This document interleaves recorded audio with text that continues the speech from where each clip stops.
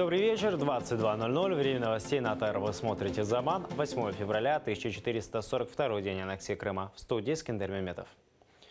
Крымский фронт. Захват полуострова был частью военной операции Кремля. Участники сегодняшнего заседания Оболонского суда города Киева дали показания о том, что аннексия Крыма 2014-го была спланированной спецоперацией Кремля и происходила при силовой поддержке российских десантных войск.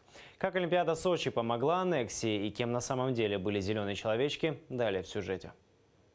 Военная операция, а не счастливое возвращение домой. План оккупации Крыма в 2014-м тщательно разрабатывали в Кремле на самом высоком уровне. Так считает бывший руководитель военно-морских сил Украины Сергей Гайдук. По его словам, начало активной фазы захвата полуострова пришлось на период с 3 по 6 марта. Тогда админздания, аэропорты и военные базы захватили так называемые «зеленые человечки». В Генштабе уже тогда, говорит Гайдук, точно знали, кем они были на самом деле. Ми могли їх ідентифікувати як військовослужбовців 810-ї бригади морської піхоти Чорноморського флоту Російської Федерації. Крім того, були ідентифіковані військовослужбовці 45-го полку спеціального призначення повітряно-десантних військ Російської Федерації. Окремі військовослужбовці не скривали своєї приналежності до Збройних сил Російської Федерації. Прикрываясь подготовкой к Олимпиаде в Сочи, в игру по захвату полуострова вступают Владимир Путин и Сергей Шойгу. Они проводят неожиданную полномасштабную проверку боевой готовности Южного военного округа, а по факту тайную передислокацию подразделений в Крым. Під легендою так званого забезпечення Сочинської Олімпіади було створення угрупування і сили розвідки не тільки флоту, а сили розвідки, наскільки мені було відомо, Збройних сил України, констатували факт переміщення транспортних літаків на аеродроми Ростов-на-Дону, Анапа. В государственной погранслужбе первое перемещение российских военных к территории Крыма официально зафиксировали 28 февраля. Об этом сообщил бывший глава ведомства Павел Шишолин. Перельот на аеродром Кача 10 вертольотів з території Російської Федерації. 7 не було заявлено і вони безпосередньо перетнули на територію державного кордону. О начале перемещения российских войск в Крым и усилении флота у берегов полуострова в Генштабе знали еще в середине января. И о росте сепаратистских настроений на полуострове также было известно. Об этом бывший глава Генерального штаба Владимир Замана доложил еще на заседании СНБО 28 февраля. У мене склалось враження, що це засідання, в якому брав участь, воно вже було таке чисто формальне. І я після цього мав таку досить жорстку розмову з виконуючим обов'язки президента України.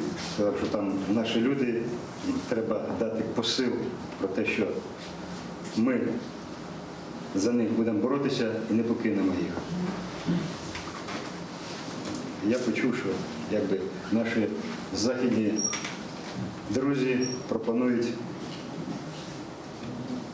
не робити різких кроків.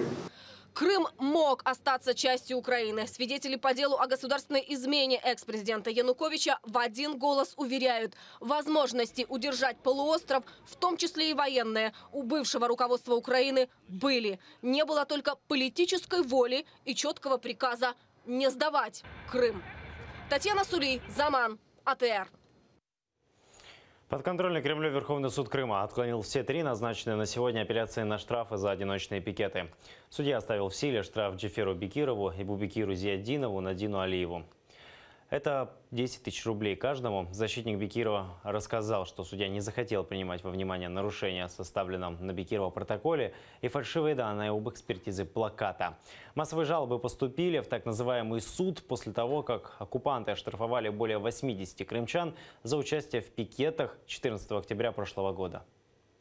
В вынесении решения было ясно видно, что все решения идентичны, и ничего в них нового нету. В этом решении не училось ни те моменты, которых мы заявили, что касается, допустим, например, протокола и экспертизы. Суд не учел тот момент, что в деле указана экспертиза. О какой экспертизе можно говорить, если у Бекирова не изымался плакат? Прошло очередное судебное шоу по отношению моего доверителя.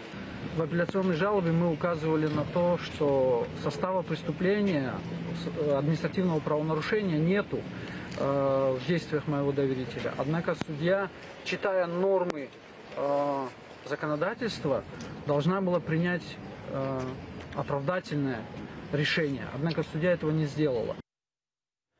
Бахчисарайская четверка в так называемом деле о терроризме, это Рустем Абильтаров, Ремзи Меметов, Энвер Мамутов и Зеври Апсиитов, пробудут за решеткой до 17 апреля. Такое решение принял подконтрольный Кремлю Верховный суд Крыма. Оккупанты не первый раз нарушают права осужденных. Одного из них избили по дороге в суд. Подробности в сюжете. Под оккупационным Верховным судом Крыма собираются крымчане. Хотят попасть на так называемое заседание. Суд традиционно проходит в закрытом режиме. Люди не расходятся. Хоть нас и не пускают туда почему-то на заседание, но тем не менее ребятам адвокаты, юристы передают, что здесь собрались люди, что приходит много людей, чтобы их поддержать. И это хоть как-то их радует. Наше появление – это несогласие с тем, что чинит власть по отношению наших братьев.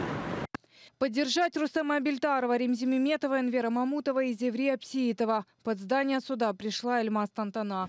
Женщина рассказывает, хорошо знает четверку, которую судят. Знаем, как организаторов мероприятий, праздников. Они очень дети на сегодняшний день постоянно про них вспоминают, как они им там подарки раздавали и прочее, прочее. То есть на сегодняшний день на нас, на мусульман, клеймят как террористов. Так вот, хотим сказать общественности, всему мировому сообществу и прочим, да, что на самом деле это не так. На судебное заседание привезли всех фигурантов дела. Силовики, которые их сопровождали, избили одного из них, Энвера Мамутова, сообщает адвокат Эмиль Курбединов. Сегодня, когда его ввели от автозака и, значит, в зал судебного заседания, представители, так скажем, сотрудники ОМОН нанесли ему 2 удара, один в грудь, другой по спине. Энвер говорит, что это абсолютно было не беспричинно, абсолютно без какого-то нарушения с его стороны. Судебное заседание длилось более 3 часов. Защита сообщила, результат – продление меры пресечения всем предсказуемой. Так называемая Бахчисарайская четверка сидит за решеткой с мая 2016 года. Тогда в их домах в Бахчисарае прошли обыски. Их обвиняют в причастности к запрещенной в России организации Хизбут Тахрир. Виктория Аблязова, Заман, АТР. День рождения отмечает украинский пленник Роман Сущенко, журналист Укринформа, который 15 месяцев содержится в тюрьме Лефортово в Москве по обвинению в шпионаже. Ему исполнилось 49, и это уже 2-й день рождения, который он встречает за решеткой. Сегодня семья и друзья Романа Сущенко устроили акцию «Флешмоб». Каждый желающий может выразить свою поддержку Роману Сущенко, записав видео поздравления. Освобождение, думаю, это главное, свободы и восстановление справедливости. Я бы пожелала в первую очередь человеку терпения и надеялась на удачу. И опять же, скорее вернуться к родным, близким домой. Родным никогда не сдаваться, верить в самое лучшее и надіятися, що все-таки все буде найлучшим образом. Мабуть, всі чекають цього моменту, коли почнуться основні засідання суду. І, власне, я думаю, що тоді якраз і будемо піднімати цю хвилю. Дуже сподіваємося на те, що підтримують цю ініціативу і міжнародні організації, правозахисні організації, журналістські організації по всьому світу. Также еще один день рождения за решеткой отмечает другой украинский пленник, крымчанин Владимир Балух. Оккупационный суд обвинил его по сфабрикованному делу якобы в хранении боеприпасов и взрывчатых веществ. Но он уверен, его осудили за проукраинскую позицию. Он никогда не скрывал свою проукраинскую позицию.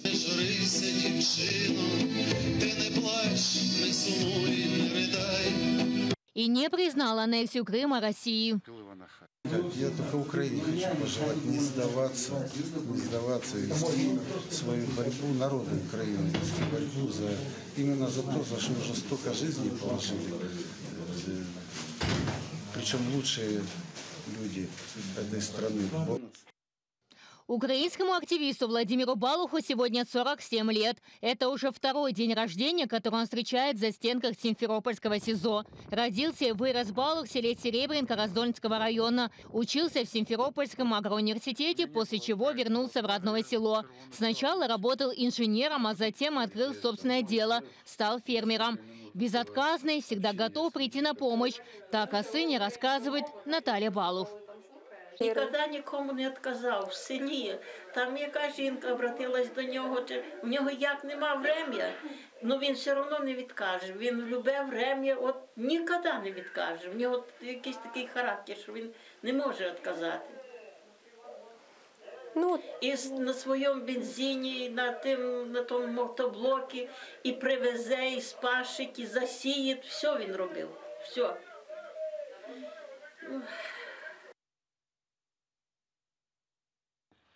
Простой фермер Владимир Балух во время аннексии остался верен Украине. Когда полуостров оккупировали зеленые человечки, а на админздании Крыма появился российский триколор, Владимир в противовес этой позорной сдаче полуострова вывез на своем доме украинский флаг и адресную табличку «Улица Героев Небесной Сотни, 18». Его дом силовики оккупантов обыскали, а его самого обвинили якобы в хранении боеприпасов и приговорили к 3 годам и 7 месяцам колонии поселения.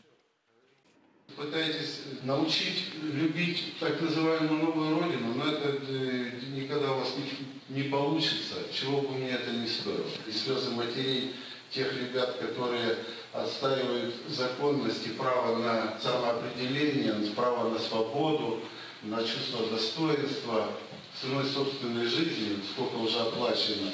Это все, ребятки, ваша система это все устраивает. Приговор сыну стал для Натальи Балух вполне прогнозируемым, ведь от прокремлевской Фемиды справедливости ожидать напрасно. И женщина надеется, что сын наконец-то вернется домой, ведь без его поддержки ей очень тяжело.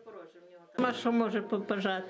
Мама, щоб швидше вернувся додому. Щоб от це все, мені його так шкода, так жалко. Він бідний і здоров'я, я бачу, що у нього не те, що тут то те, всякі якісь болячки цепляються до нього. Він як був вдома, був здоровий. Я йому желаю, щоб швидше у нього це все закінчилось. Коли воно закінчиться, Бог його знає. Украинского крымчанина не сломила кремлевская репрессивная система. И до сегодняшнего дня он остается верным Украине. В ближайшее время подконтрольный Кремлю Верховный суд Крыма рассмотрит апелляцию на приговор украинскому активисту. Эльвина Сидбулаева, Олег Трохимович, Заман, АТР.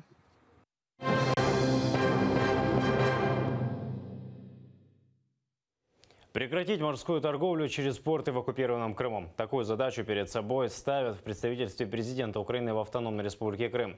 Сейчас там собирают доказательства нарушений международного морского права. Они касаются не только иностранных судов нарушителей загрязнения окружающей среды, но и использования портов под российские военные объекты. В представительстве убеждены, на международном уровне необходимо использовать механизм наказания посредников, которые способствуют морской торговле с оккупированным Крымом. Через морське сполучення здебільшого здійснюється забезпечення паливом, бо фактично це насамперед танкери, які заходять в Феодосію та Керч. Також вивоз з Крима експортної незаконної продукції, це вантажі на Туреччину з посередниками чи потім на країни Близького Сходу. Також є обіг металобрухту. Без морського транспорту те, що відбувається в Криму, стане гірше. І ніякий мост цю ситуацію не виправить. Вместо спортивных соревнований, демонстрация оружия. За день до начала зимних Олимпийских игр в Пхеньяне КНДР устроила военный парад к 70-летию основания Корейской народной армии. В параде приняли участие около 13 тысяч военных, более 100 тысяч единиц боевой техники и 50 тысяч зрителей. Парад уже раскритиковали в США. Говорят, он неуместен, ведь все сосредоточены на самих Олимпийских играх. В КНДР с ответом не замедлили. Мол, это внутреннее дело страны. Организаторы Олимпиады успокаивают. На сами соревнования парад не повлияет.